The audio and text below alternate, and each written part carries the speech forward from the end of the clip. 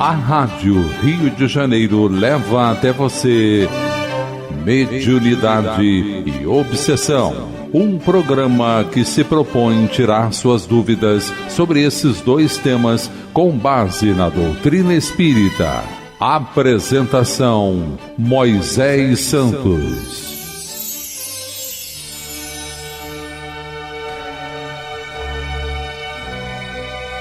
Caríssimos ouvintes da Rádio Rio de Janeiro, eu sou Moisés Santos e esse é o programa Mediunidade e Obsessão.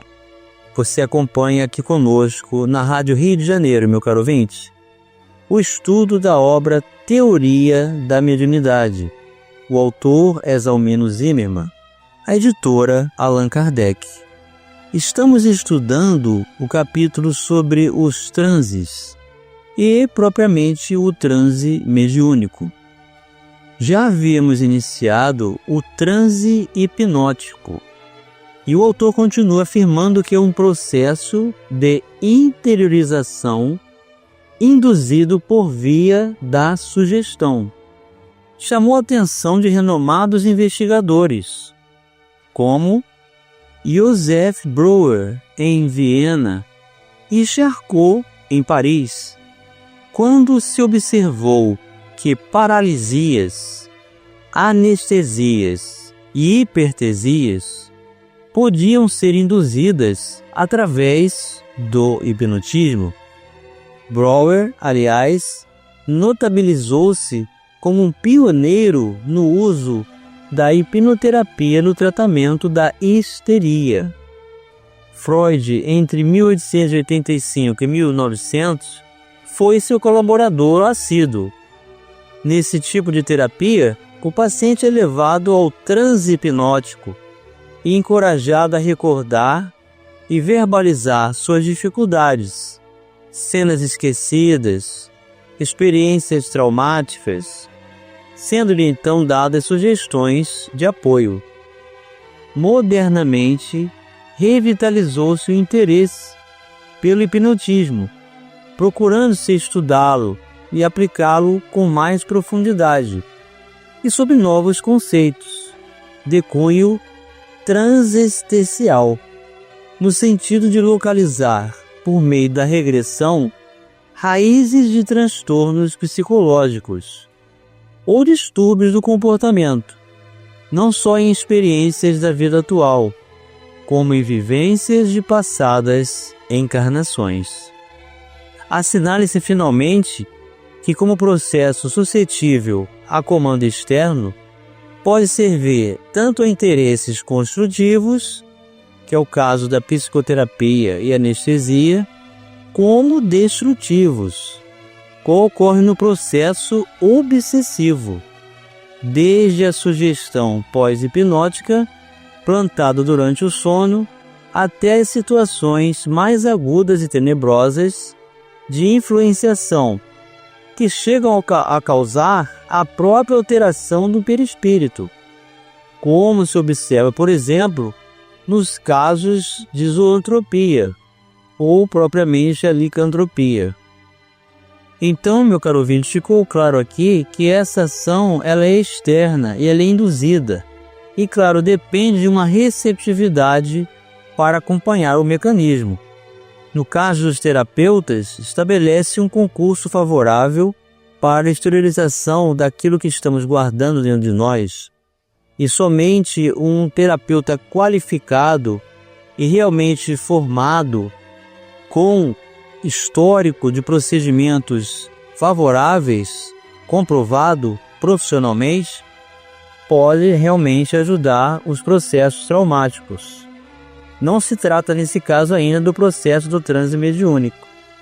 Porém, esse mecanismo também é utilizado nos processos de obsessão, em que se sugere algo que se estabelece como concurso da receptividade em função das fraquezas humanas que trazemos. Mas, meu caro ouvinte, como se dá a ação do hipnotismo? Vamos esclarecer este conceito. Esclarecendo conceitos. Do livro Mecanismos da Mediunidade, pelo espírito André Luiz, psicografia de Francisco Cândido Xavier, o capítulo 13, Fenômeno hipnótico indiscriminado, hipnotismo vulgar. Reparemos o fenômeno hipnótico em sua feição mais simples, a evidenciar-se muita vez em espetáculos públicos menos edificantes. O operador pede silêncio e, para observar quais as pessoas mais suscetíveis de receber-lhe a influenciação, roga que todos os presentes fixem determinado objeto ou local, proibindo perturbação e gracejo. Anotamos aqui a operação inicial do circuito fechado. Exteriorizando-se em mais rigoroso regime de ação e reação sobre si mesma, a corrente mental dos assistentes, capaz de entrar em sintonia com o toque de indução do hipnotizador, passa a absorver-lhe os agentes mentais, predispondo-se a executar-lhe as ordens. Semelhantes pessoas não precisarão estar absolutamente coladas à região espacial em que se encontra a vontade que as magnetiza. Podem estar até mesmo muito distanciadas, sofrendo-lhe a influência através do rádio, de gravações e da televisão. Desde que se rendam profundamente à sugestão inicial recebida, começam a emitir certo tipo de onda mental com todas as potencialidades criadoras da ideação comum e ficam habilitadas a plasmar as formas pensamentos que lhes sejam sugeridas. Formas essas que, estruturadas pelos movimentos de ação dos princípios mentais exteriorizados, reagem sobre elas próprias, determinando os efeitos ou alucinações que lhes imprima vontade a que se submetem. Temos aí a perfeita conjugação de forças ondulatórias.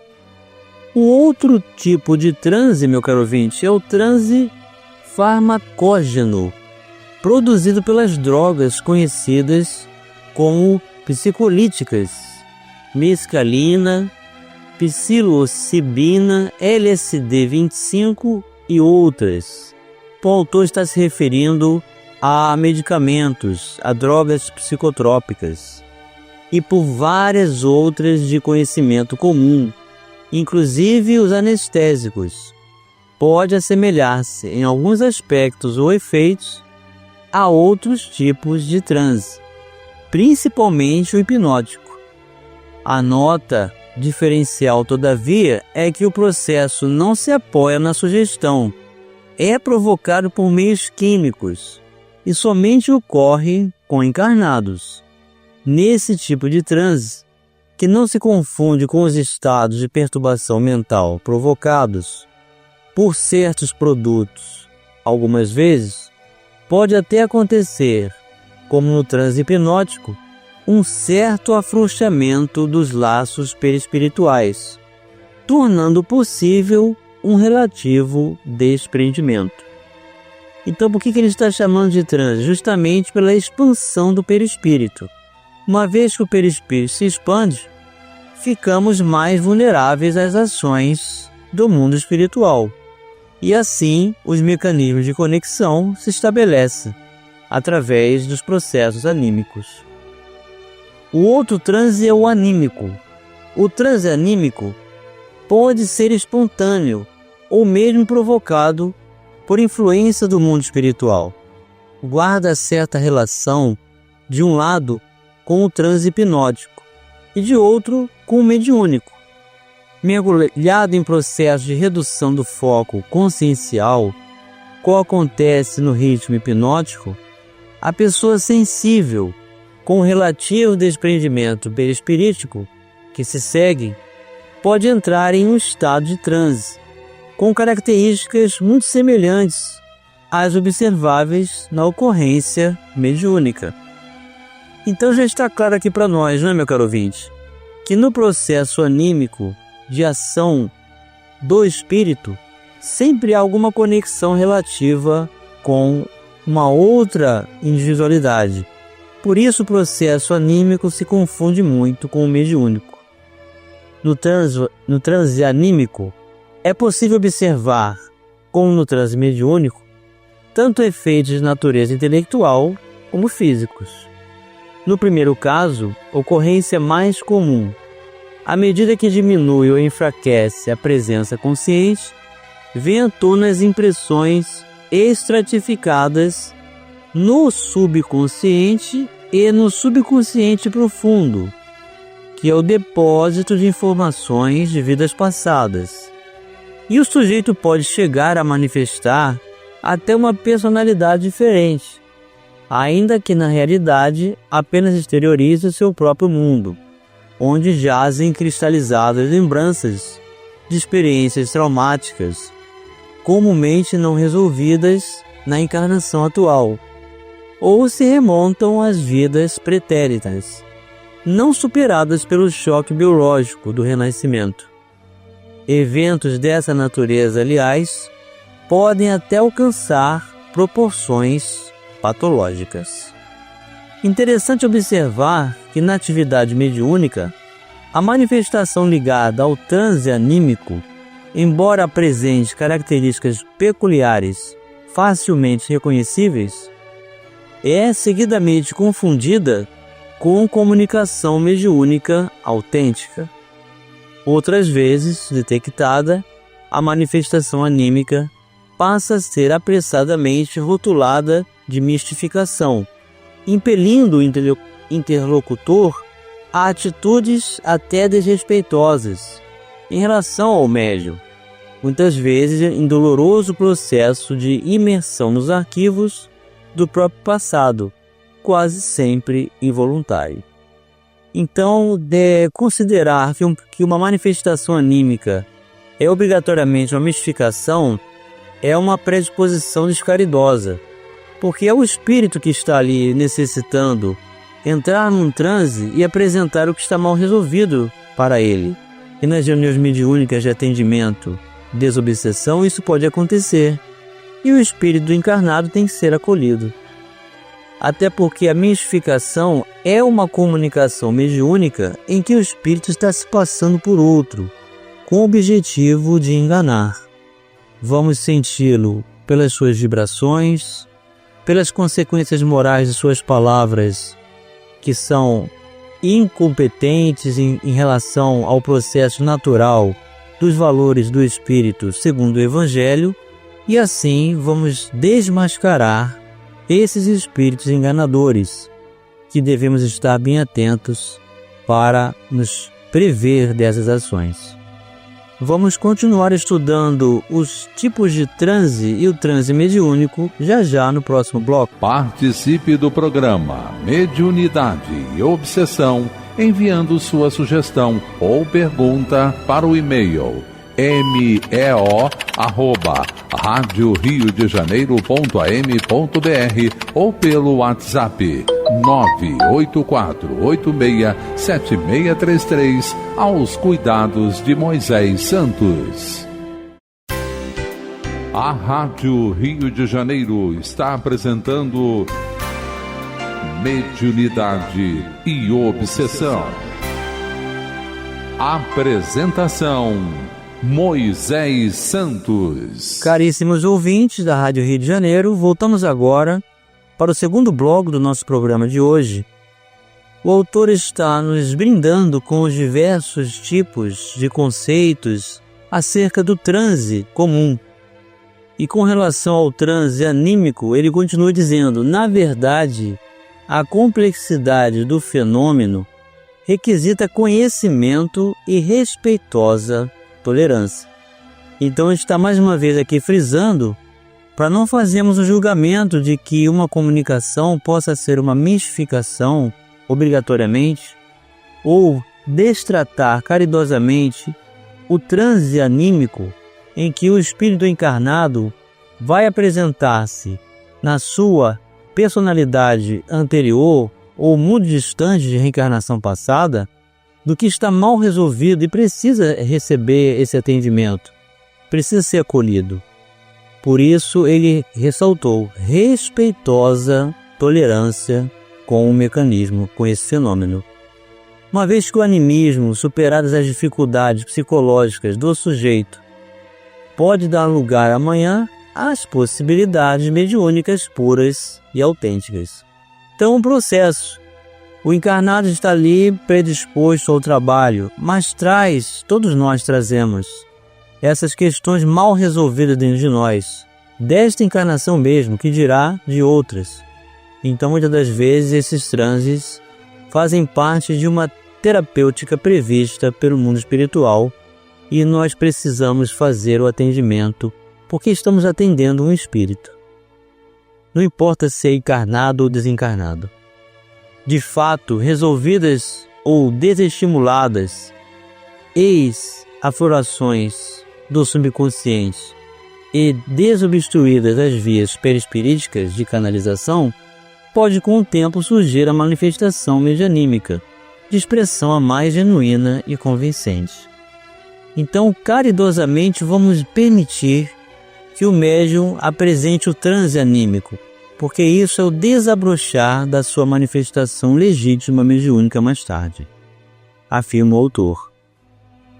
Por causa justamente da semelhança que se registra entre os efeitos ocorridos nos processos anímico e mediúnico, é que certos psicólogos e parapsicólogos menos informados generalizaram, sustentando a inexistência do fato mediúnico e atribuindo todos os tipos de ocorrência a fantasiosas potencialidades do chamado inconsciente do médium.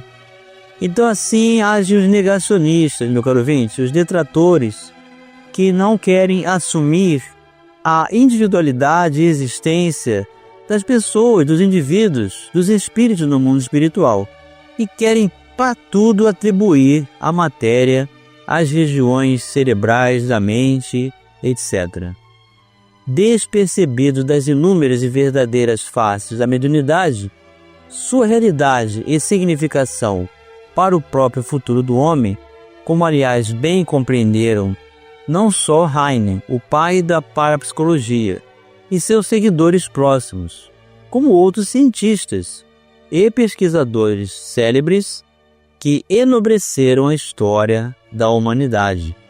É o caso de William Crookes, Aksakov, Lombroso, Camille Flammarion, De Rochas, Gabriel Delany, Lodge, Gustave Gilley, Ernesto Bozano e outros, e que, em comprovando as teses de Kardec e Leon Denis, abriram veredas para a pesquisa psíquica de profundidade, que hoje envolve tantos e notáveis cientistas e pensadores, encarnados e desencarnados, como nos dão conta as páginas espíritas e não espíritas em todos os cantos do mundo. Então, meu caro ouvinte, precisamos nos fortalecer nos conceitos coerentes da ciência espírita, que nos trazem a comprovação da comunicabilidade dos indivíduos do mundo espiritual, que atestam a existência dessa propriedade, a imortalidade da alma. E isso nos traz uma responsabilidade da visão de espírito perante a própria vida. E é isso que os adversários do espiritismo desejam estabelecer como negação, para não assumirem compromissos, para permanecerem cultuando a matéria e vivendo de forma desregrada, agindo inconscientemente, vinculando-se às ilusões, às anestesias de consciências e às fugas espetaculares como justificativa, esquecendo-se da visão e da vida de espírito, como o Evangelho apresenta para todos nós.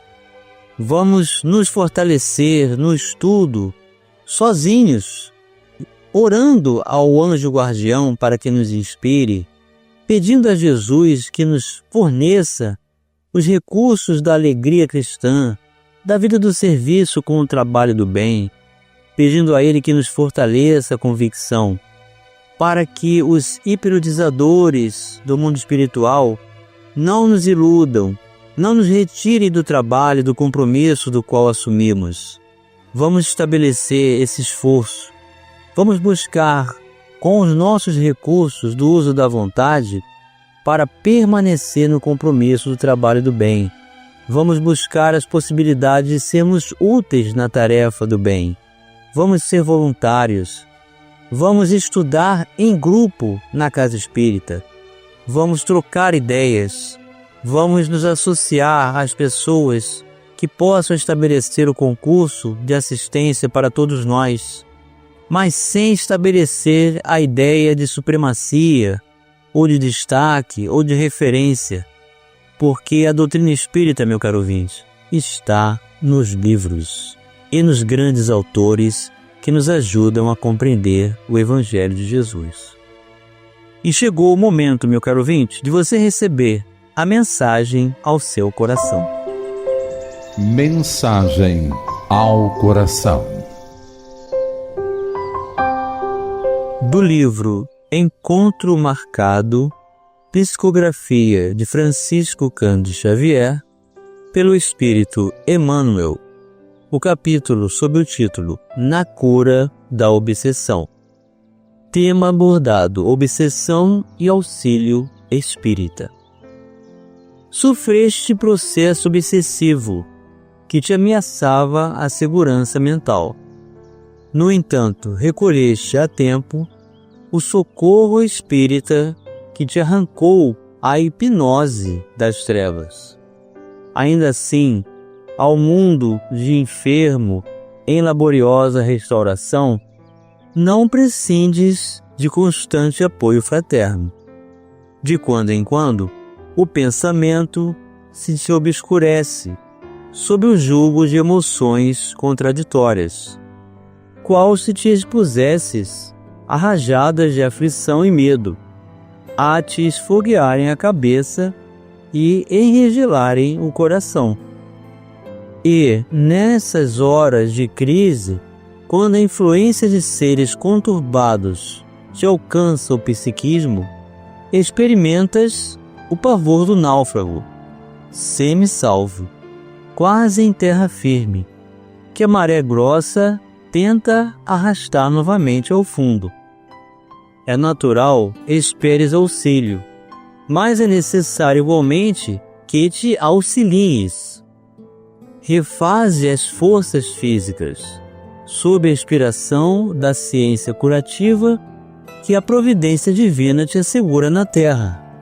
Mas satisfaze também a medicação da alma, através de leituras edificantes, em cujos textos a doutrina espírita te ajude a retomar o controle de espírito, promovendo o governo da casa íntima.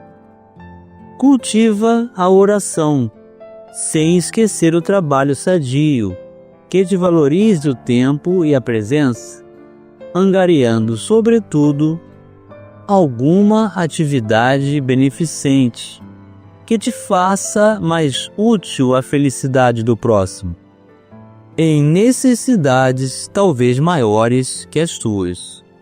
Reage contra quaisquer impressões de mágoa ou ressentimento. Evita, quanto possível, as circunstâncias em que a tua posição de convalescente seja suscetível de queda, e guarda-te no convívio de irmãos cujos laços de entendimento e de afinidade te garantam o equilíbrio que ainda não pudeste de todo recuperar. Rogas o concurso de benfeitores desencarnados, através de médios amigos, e de certo receberás semelhante auxílio. No entanto, é imprescindível que te decidas a aproveitá-lo. Meditemos no esforço generoso daqueles que nos amparam e saibamos colaborar com eles a benefício nosso. O enfermo mais ricamente assistido deve cooperar com o médico que o atende, para que se possa curar. Emmanuel para os nossos corações, meu caro ouvinte, oferecendo-nos as diretrizes de continuidade do trabalho para evitarmos o processo da enfermidade, da obsessão. Que Jesus nos abençoe, nos proteja e nos ofereça os recursos necessários para que, através do trabalho, possamos estabelecer a plenitude, a recuperação, a saúde emocional e desenvolver os valores do Espírito para permanecermos com Ele conectados hoje e sempre. Um grande abraço e até o próximo programa. A Rádio Rio de Janeiro apresentou Mediunidade e Obsessão.